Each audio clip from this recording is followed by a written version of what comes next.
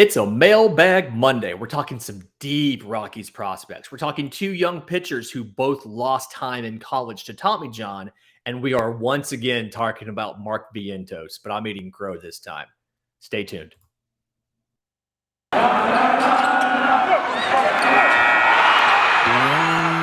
You are Locked On MLB Prospects, part of the Locked On Podcast Network, your team every day.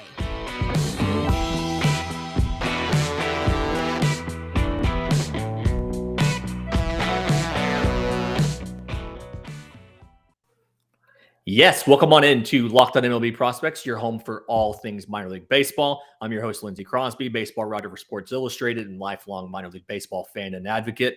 Thank you for making this your first listen every single day. And as we do every other week, it's a Mailbag Monday. A couple questions here. First one is from Aiden Sonez on Twitter, and it's about two lower-level Rockies prospects, specifically Coco Montez and Casey Golden. So Coco Montez, 2018, 15th round pick out of the University of South Florida. 6'1", 200 infielder. Played kind of all over the diamond. Last year, second base, third base, shortstop. Played 77 games at second, played 19 games at third, played 16 games at shortstop. So been everywhere. And Montez is not seen right now as like an impact big leaguer. I mean, in 116 AA games last year, batted 258. 316, 448, was it 13 home runs. So nothing jumps out automatically as, wow, that's amazing.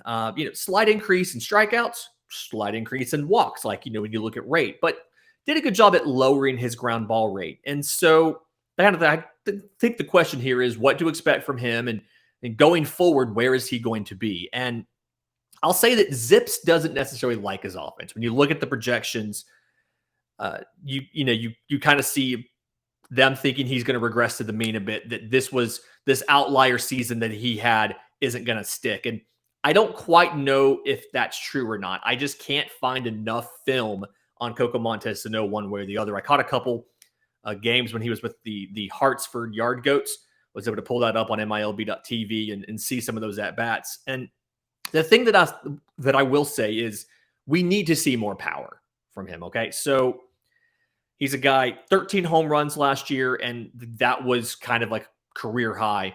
And so need more pop. The power right now is more of gap power than it is home run power. And the issue, that can be fine. You can play with that at the big league level. But the issue with that is if you don't have the power, you need to have the good hit tool and preferably the good defense or the great defense to make it work. And I think he's a good defender. I don't think he's a great defender. I don't think it's plus defense.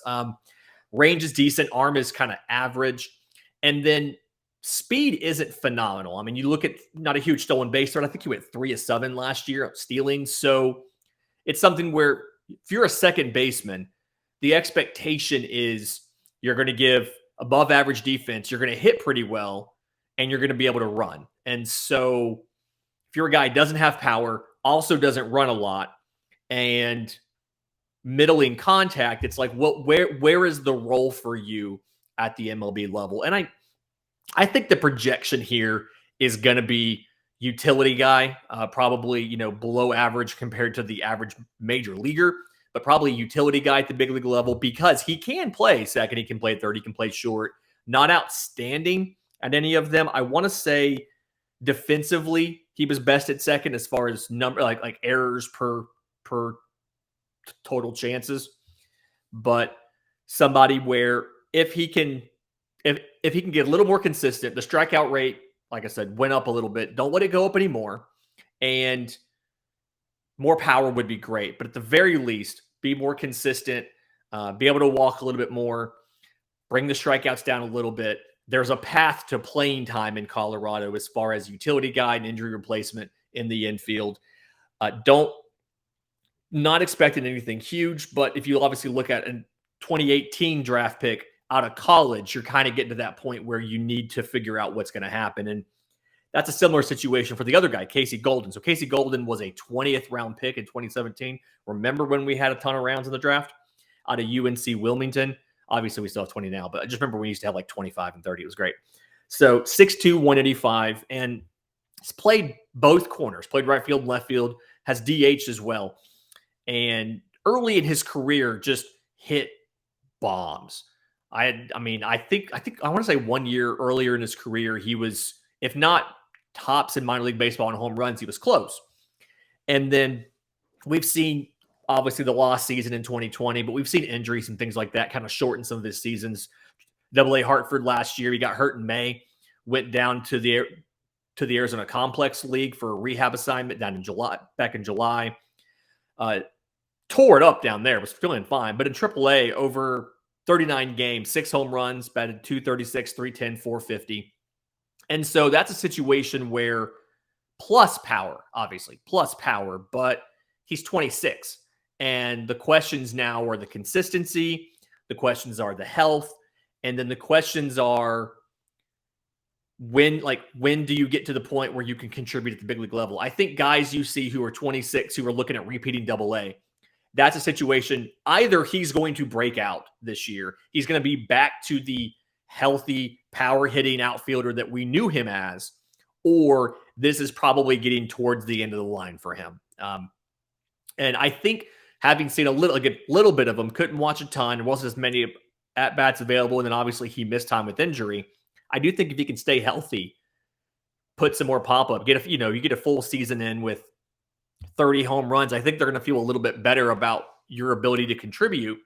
But you are kind of getting a little bit later as far as when's it going to happen? Is it going to happen now? Is it not going to happen? He's going to be one of the older players in AA, especially there in Hartford. So question is, what happens? Either way, I'm curious to see what he does. I will be definitely watching the Hartford Yard Goats this year, partially because my wife just likes the name Yard Goats. She had me make her a list of some of the funnier MLB minor league baseball team names. If that's something you want to hear about for a show, by all means, tweet me. I'm at Twitter on Crosby Baseball. You can tweet the show at Locked On Farm, or the email us lockedonmlbprospects@gmail.com. If you want to hear some info about funniest and most interesting team names in minor league baseball, let me know. But in the meantime, I do want to, and we're going to talk about some young pitchers that lost some time in college and fell in the draft because of Tommy John. But first, I want to tell you about our friends at Built Bar. This is the time of year, and I've said this before, this is the time of year when my resolutions are pretty much kaput. They haven't worked out. I kind of fell off the wagon in January, and I tried to get back on in February, and it just wouldn't necessarily work. But this year is different because I get help on eating right because of Built Bar. Built Bar helps me out because whether it's the standard Built Bars or the Puffs, the protein-infused marshmallows, they're fantastic. They're all Built Bars and Puffs are covered in 100% real chocolate. Most of the bars have 130 calories and 17 grams of protein. So they are better than a typical candy bar. They give you the protein you need to feel full while still tasting good like a candy bar would. I took my daughter to a college baseball scrimmage on Saturday. We were watching the Auburn Tigers, orange versus blue, and she was hungry, and I gave her a Built Bar, and I think it was the Cherry Barcia.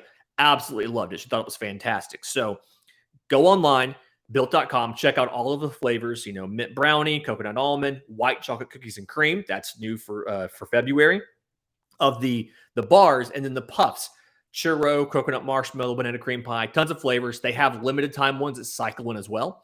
While you're there, use promo code LOCKED15 for 15% off at built.com. That's promo code LOCKED15 at built.com. And this episode is also brought to you by Rock Auto. Rock Auto is a website by do-it-yourselfers for do-it-yourselfers. If you need parts for your car, you don't have to go to a chain store and them ask you all the questions about, okay, is it an LX or an EX? Is it a sport? Is it not a sport? Do you have this configuration, that configuration? Just for them to not have the parts in the back room and have to order them. Just go to rockauto.com. You can spend 30, 50, even 100% less than you would spend at a traditional chain store or a car dealership on the part, because you're buying from a family business with over 20 years of helping out DIYers. So go to rockauto.com right now, see all the parts available for your car or truck, right Locked On in their How Did You Hear About Us box so they know we sent you. An amazing selection, reliable low prices, and all the parts your car will ever need at rockauto.com. Okay, so looking at some more questions here. This is about some pitchers that fell in college. First one is from AJ on Discord, and he said, Spencer Strider. Can we see him in Atlanta in 2022? What do the Braves do with him? So thank you for the question. And Spencer Strider is a really interesting guy. He had a great 2018, like led Clemson in strikeouts as a freshman, was one of those rare prep pitchers that comes into college and is ready to just dominate guys. He ended up being a 4th round pick in 2020 because he got hurt. So he lost 2019 to Tommy John, came back for 2020, and threw in just a few games before the 2020 season got called off as well. So not a lot of film on him. You're doing a lot of his high school tape. You're doing a lot of his freshman year of high school. Of college, and then you're kind of projecting out. And when you see what he throws a fastball. He's gotten it up into the upper 90s, so you love that. And then he's paired it with a vertical kind of breaking slider, and he throws the fastball up in the zone, throws the slider down in the zone. It's a good 1-2 combo. He has a curveball. Atlanta's advised him to kind of scrap the curveball. It's not really that great. It's not a plus pitch, and he's prone to hang it. And when he hangs it, obviously, a hung pitch is a crush pitch. And so they've encouraged him to kind of get away from that curveball. And then he's working on the changeup. And the goal of the changeup is he wants to make it useful. And so we've talked about on the show before, when you're looking at a changeup, you need to make sure that the arm speed of the changeup matches the arm speed of the fastball with the same release point. So you get the deception on it. And then you need to make sure that the difference in speed between the fastball and the changeup is enough where you're just not throwing a slow fastball. You need this to actually have a pronounced difference, 10 mile an hour, 8 mile an hour, 12 mile an hour, something like that. And then ideally, you want it to have some late movement to it. You want it to do something where it's, he's a righty. So you want it to come in where it's going to, break into a break into a righty, break away from a lefty, that kind of stuff. So I think he's probably going to end up as a reliever. Atlanta is giving him a chance to try to continue starting. And when you watch him pitch, and this is a very small sample size at the big league level because he got called up last year, but he threw like 78% fastballs, 22% sliders. He's comfortable challenging guys with the fastball. He's comfortable trying to put that past him, and then the slider is something to throw him off. The 2-pitch combo, the 2-pitch mix is not going to work as a starter. So it's all going to hinge on that changeup. Can he figure out the grip?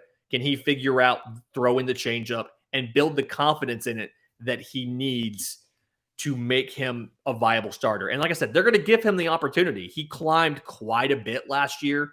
I mean, he came in, they started him off in A, and he climbed all the way up to making an MLB appearance or two, before the season ended. So he's got, obviously, loads of potential.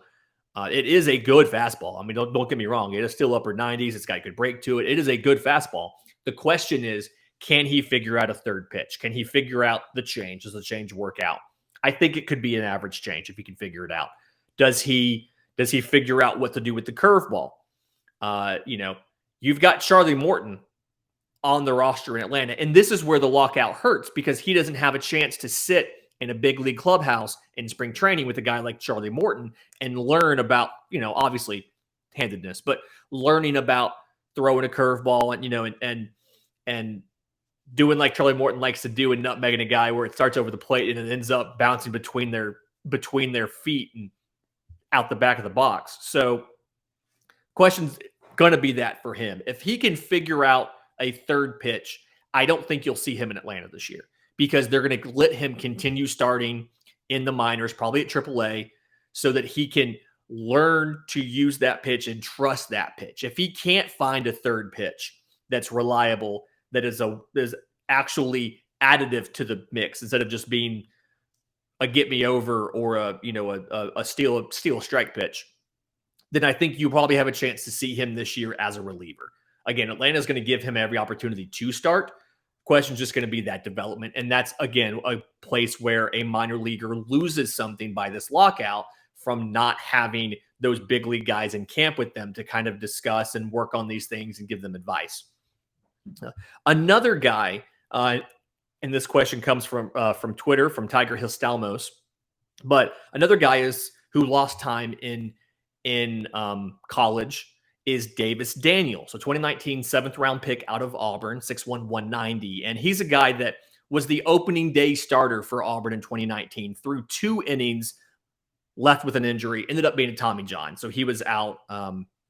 He ended up missing the entire rest of the season, fell to the 7th round. If it wasn't for that, he was projected to finish, to be maybe top 3 rounds or something. And another guy advanced 3 levels in 2021 because he had time to recover of the pandemic. He did do some stuff at the alternate site, but still, advanced 3 levels, finished with a 3.92 ERA, 154 strikeouts, 34 walks, and 114 innings. And he's a guy where when he got to AAA, he looked a bit overmatched. And you'll see with these pitchers who are injured and come back from injury, you'll move them to the system quickly because you want to figure out their true level. Is their true level single A, double A, triple A? Where should they be ideally? And Spencer Strider's a guy that ended up in like triple A is probably his ideal level. Davis Daniel is definitely a guy who double A is his ideal level. I imagine he'll start 22 with the Rocket City Trash Pandas. Another one of those like teams with a great name. I think they had a contest to pick this name a few years ago, but the Trash Pandas are raccoon. If you're not familiar with the South, they're in like Huntsville, Alabama. If you're not familiar with the South, the Trash Panda is a raccoon. But Davis Daniel, fastball averages 92. It can touch 95. He's got good cut to it, good ride to it. He likes to throw it the top of the zone, and he gets a lot of swings and misses off of it, despite it only being 92 to 95. His curveball is 12-6 curveball, so you get good movement, good shape on it. And then the changeup has good disguise and good deception. So you like that. Again, he does like to attack, though, with the fastball. And the good thing is he has the command to do that. So it's not unforeseen that he throws a fastball on a pitch where maybe you'd want to go off speed because he controls it so well. He's got good command of it. I think he's going to ultimately end up as a number 4 or number 5. The question is just, can he develop those secondaries a little bit more? The curveball, it's good. I'd call it average. I think it has potential to be average plus, maybe even good. He just has to get it there. And then the change, he needs confidence in it. Whenever he needs to, he is counting on a pitch to work out, he throws the fastball, and he just needs confidence in the change. The change can do what he needs it to do. And if that happens, I definitely think he's a 4 or 5. And we obviously know that starting rotation needs pitchers. You've got, there's just not a lot of depth there. So when so the MLB level could use him. I think if he starts off in Double A, if he looks good, he'll get moved up, I think, pretty quickly to Triple A. Again, looked overmatched in Triple A last year, so he needs to have a good showing. But if he does that, you could see him 23, maybe a midseason 23 guy, showing up in the show and giving it a shot and seeing how he does. And in just a second, I want to talk about Mark Vientos again because I have been challenged and called out on this a bit. But first, I want to talk to you about our friends at BetOnline. Super Bowl was last night. I hope the big game was last night. I hope you enjoyed it. But BetOnline obviously has had us covered with props and odds and lines all season. A lot of prop lines up for the anthem. A lot of prop lines up for like the first score, all that kind of stuff. Who's going to get MVP? That's always fun. But even though football is now over, BetOnline.net remains the best spot for all your sports scores and news this season because it's not just football. Up-to-the-minute info on pro and college hoops, NHL, boxing, UFC, along with live real-time updates of current games. So don't wait to take advantage of all the new amazing offers for the 2022 season because BetOnline is where the game starts. And we are once again talking about Mark Vientos. So as you know, I've had a listener, Jeremy from Columbus, Georgia, has written in before, but he's a Mets fan, about Mark Vientos. And I told him I thought I saw Vientos staying in the minors all year and Brady in front of him being the guy that got caught up, Brett Beatty. And I got a little bit of pushback from that, and I think rightfully so. And then Jeff Carr in last Thursday's Rookie of the Year draft took Mark Vientos as one of his spots, thinking he's not going to win Rookie of the Year. I think that was his fourth pick. He's not going to win Rookie of the Year, but he's going to get votes, and we're obviously doing points for votes in that. It's not just picking who wins the Rookie of the Year.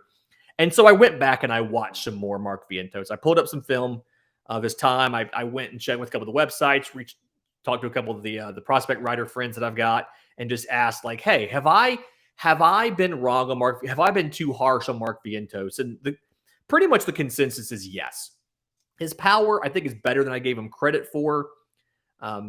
He had the highest OPS and the most home runs in the entire Mets farm system. And this is the stat that was weird to me, the 7th player since 2006 to have 20 home runs and an OPS over 920 before he turned 22 in AA. So, and that group, if you look at the group of players in this, Colby Rasmus, Javi Baez, Giancarlo Stanton, Mike Moustakas, Evan Longoria, Oscar Taveras. So, good group of players. And so I think now that we know the universal DH is going to be a thing, between the DH, the third base spot, and the first base spot, you can make it work. And I knew Brett Beatty was the best defensive infielder already, but he's better defensively in left field than I realized that he was. And so I think that there's a good thing here. I still don't think he's going to break camp with New York. And that's just something because he's a good fastball hitter, especially high fastballs, but he needs to learn to recognize spin and not chase. And that's something that he'll admit. I found an interview with him, and he talked about that too. He acknowledges he's a fastball hitter. He needs to learn to not chase pitches that leave the zone. It reminds me a lot, the comparison in the comp. And again, I don't do a ton of comparisons, but as far as his offensive approach, it reminds me a lot of Austin Riley, how they would just start attacking him, getting him to chase sliders away. But the comp that I keep seeing whenever I look up more content on Mark Vientos and talking to people is I get a lot of Manny Machado in the comps. And so I'm going to kind of eat some crow here. I do think that Mark Vientos is, having seen a lot of this, especially some of these guys in New York struggle, I do think he's going to have a chance to contribute at the big league level in 2022. I definitely think that there's a place for him between, like, now that you have the DH spot, as well as he can play third, he can play first. They've tried him in left field. I don't think he should be there. Brett Beatty's probably a better option for left field than he is. But you've got places you can put him. If you need a spark, I think he's going to give you that. He can hit tanks. He's got great raw power. He's getting better at translating that into games. And so that's something where you're definitely going to see him be able to make an impact if he gets called up. And I think that they're probably going to get to the point where they're going to have to, whether it's injuries or ineffectiveness. It's the Mets. Anything can happen. I think they're going to end up having to bring him up. And I do think he's going to hit pretty well initially. I don't know what's going to happen once the book's out on him and he's been scouted a little more.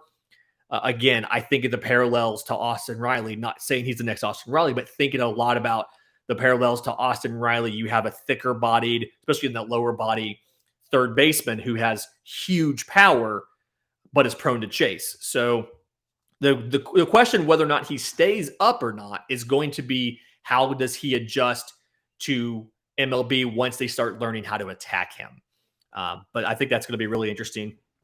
And then if you have a question for a mailbag, again, you can reach out to me. I'm on Twitter at Crosby Baseball. Follow the show on Twitter at Locked On Farm. Send us your questions. We do this every other Monday, but kind of preview some of what we've got going on the rest of the week. We're previewing the Big Ten tomorrow on Tuesday's college baseball show. I've got a deep dive about one specific pitcher with our friends from Locked On Padres, as well as a crossover, and we're talking National League Central this week on Farm Friday. So in the meantime, if you're watching on YouTube, thank you. We appreciate you being here. Please do us a favor, like and subscribe. It helps the show a ton. If you're listening to the pod, leave a review. Let folks know what you like and don't like. Stick around the rest of the week. We're excited to have you on Locked On MLB Prospects.